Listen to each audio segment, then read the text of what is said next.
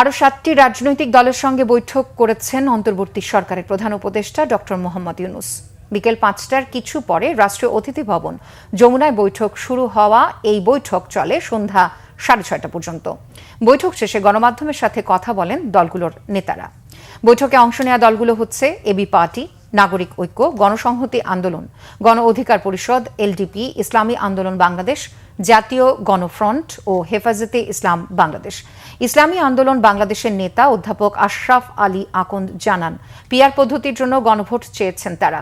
তবে নির্বাচনের তারিখ ঘোষণার পর পিআর পদ্ধতির দাবিকে উদ্দেশ্যমূলক বলছে এলডিপি।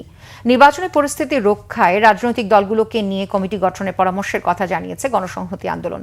আর আইন শৃঙ্খলা বাহিনীর ওপর সরকারের কর্তৃত্ব ও নিয়ন্ত্রণ পুরোপুরি নেই বলে জানিয়েছে এবি পার্টি।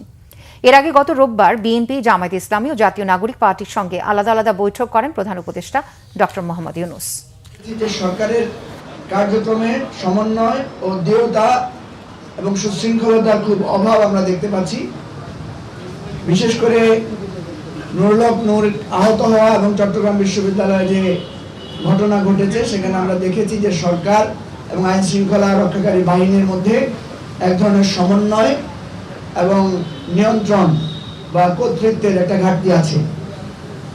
এইটা যদি কেটে না ওঠে, সরকারের নিয়ন্ত্রণ, দৃঢ়তা এবং সমন্বয় যদি না হয়, তাহলে নির্বাচন নিয়ে যে সংশয় আমরা এখন দেখতে পাচ্ছি বিভিন্ন মহলে, এই সংশয়টা কাটবে না বলে আমরা দৃঢ়ভাবে মত প্রকাশ করেছি।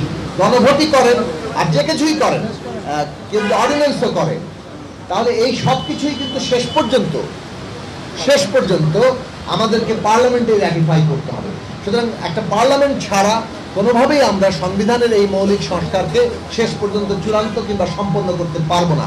অতএব আমাদের দলের দিক থেকে আমরা মনে করি যে একটা সংবিধান সংস্কার পরিষদের নির্বাচনই বাংলাদেশের এই সাংবিধানিক মৌলিক পরিবর্তন, জনগণের আশা আকাঙ্ক্ষার প্রকৃত রূপায়ণ ঘটাতে পারে।